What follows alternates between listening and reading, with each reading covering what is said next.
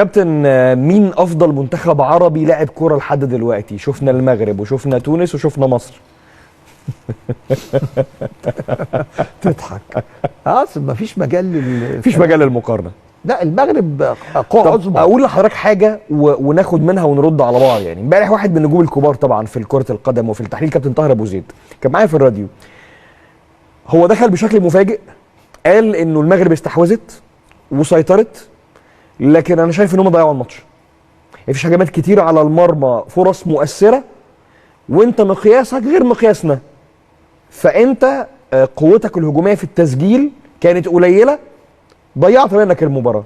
دخل في اتجاه معاكس تماما. اللي هي المغرب بيتكلم عن المغرب، انه المغرب يعني دعنا لا ننبهر بهذه الكيفيه، لانه المفروض المغرب تكسب البرازيل عادي.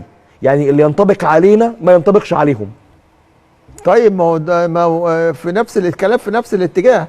انا بقول لك ان المغرب اصبحت قوة عظمى. يعني لا، شايف المغرب يعني المغرب تحاسب على هذه المباراه. يعني واشرف حكيمي يحاسب على انه فينيسيوس جه وعدى وسجل بهذا الشكل. اكيد اكيد. لكن نتكلم عن المغرب كتيم، كقدرات، كتكتيك،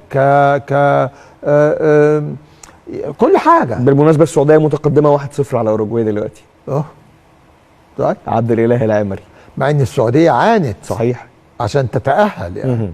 وكان في يعني انما خليني في المغرب.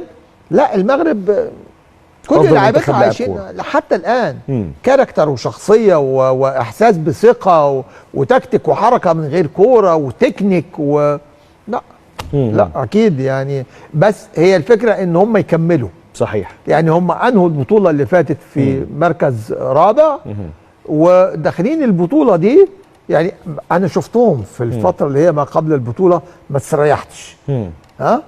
لكن جوه البطوله موضوع مختلف. لا موضوع مختلف. هم حاجه تانية.